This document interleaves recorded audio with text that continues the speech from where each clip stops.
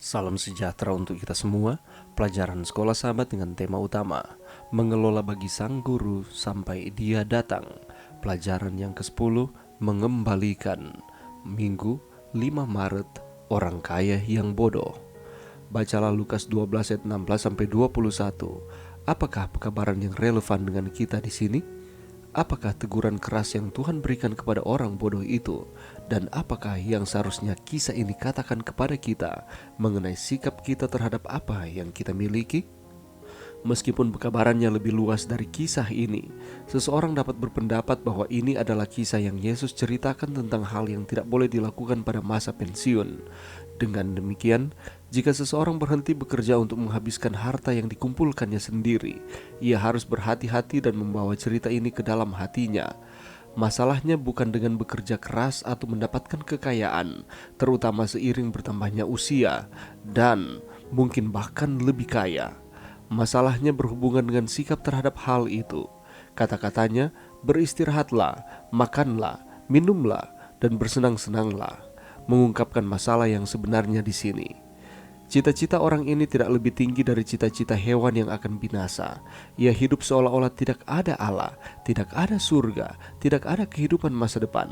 Seolah-olah segala sesuatu yang dia miliki adalah miliknya sendiri dan sama sekali tidak berutang kepada Allah atau manusia.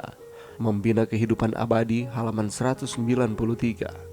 Jika selama tahap kehidupan ini kita berpikir hanya tentang diri kita sendiri dan mengabaikan kebutuhan orang-orang lain dan pekerjaan Allah, kita mengikuti contoh orang kaya yang bodoh itu. Tidak ada indikasi dalam perumpamaan Yesus itu bahwa orang kaya itu malas atau tidak jujur. Masalahnya adalah bagaimana dia menggunakan apa yang telah dipercayakan Tuhan kepadanya. Karena kita tidak tahu hari kematian kita harus selalu siap menghadapinya dengan hidup sesuai kehendak Allah daripada berusaha mengejar kehidupan yang cinta diri. Gambaran besar yang diberikan di dalam kitab suci adalah bahwa seseorang bekerja dan tetap produktif selama dia mampu. Faktanya adalah menarik untuk diperhatikan bahwa pengarang buku-buku nubuatan besar dari Daniel dan Wahyu banyak yang percaya keduanya berumur 80-an tahun ketika mereka menyelesaikan pekerjaan mereka. Ini terjadi pada saat usia rata-rata saat kematian adalah sekitar 50 tahun. Ellen White menerbitkan beberapa dari buku yang terkenal dan disukai seperti Kerinduan Segala Zaman setelah berumur 70 tahun. Makanya, umur selama kita sehat seharusnya tidak berarti bahwa kita berhenti menjadi produktif dan sejauh mungkin melakukan kebaikan. Yesus menasihati mereka yang menantikan kedatangannya yang kedua kali untuk tidak hanya menunggu tetapi juga terus bekerja. Pada umur berapapun dan dengan jumlah uang berapapun, bagaimana kita bisa menghindari jatuh ke dalam perangkap yang dilakukan oleh orang kaya ini di sini? Tanyakan dirimu sendiri, apakah tujuan hidup saya?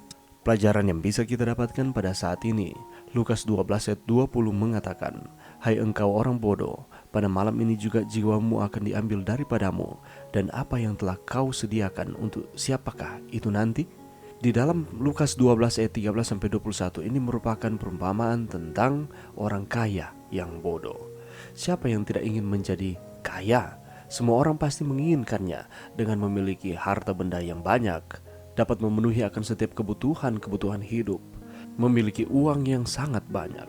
Tapi sayang, banyak orang telah menempuh jalan yang salah guna mewujudkan keinginan menjadi kaya. Banyak orang memutuskan untuk menghalalkan segala cara supaya mendapatkan harta yang melimpah di dalam kehidupan. Banyak sekali orang-orang yang berlomba-lomba menimbun kekayaan dan memperkaya diri meskipun dengan cara yang tidak halal atau melanggar hukum. Contohnya adalah seperti korupsi, memanipulasi pajak, membobol bank, mengambil yang bukan miliknya. Pertanyaannya adalah berapa lamakah kita akan hidup di dunia ini? Sadarkah kita bahwa hidup di dunia ini hanyalah sementara?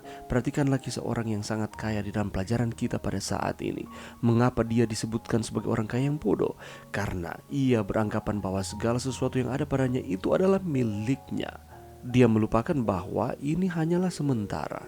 Dia tidak bisa membawa harta kekayaannya sampai pada kematian. Ingat, kita ini hanyalah pengelola, bukan pemilik. Sebab kita tidak membawa sesuatu apa ke dalam dunia, dan kita pun tidak dapat membawa apa-apa keluar. 1 Timotius 6 ayat 7. Semua yang kita miliki di dunia ini adalah milik Tuhan, sebagaimana tertulis di dalam Mazmur 89 ayatnya yang ke-12. Punyamulah langit, punyamulah juga bumi, dunia serta isinya, Engkaulah yang mendasarkannya. Janganlah kita menyombongkan diri dengan apa yang kita dapatkan. Atau dengan kata lain, ketika kita telah mendapatkan segala sesuatu di dunia ini, lalu kita hanya bermalas-malasan, sama seperti dengan cerita di dalam pelajaran kita pada saat ini. Tidak melakukan apapun, oleh karena segala sesuatu bisa kita beli karena kita memiliki harta yang melimpah. Tetapi pelajaran kita dengan jelas menyatakan bahwa kita harus tetap produktif bahkan setelah masa-masa produktif di dalam kehidupan kita. Yesus menasihati mereka yang menantikan kedatangan Tuhan untuk tidak hanya menunggu, tetapi juga harus terus bekerja. Janganlah dengan kekayaan ataupun harta benda yang begitu melimpah kita sudah dapatkan, itu menutup mata rohani kita, atau itu menyebabkan sehingga kita menjadi tidak produktif di dalam kehidupan kita. Tetapi mari kita terus setia kepada Tuhan, terus memuji dan membesarkan nama Tuhan, oleh karena Dialah empunya segala sesuatu. Dialah yang memberkati kehidupan kita sehingga kita mendapatkan harta melimpah di dunia ini ataupun berkat-berkat lainnya. Jangan pernah kita melupakan Tuhan.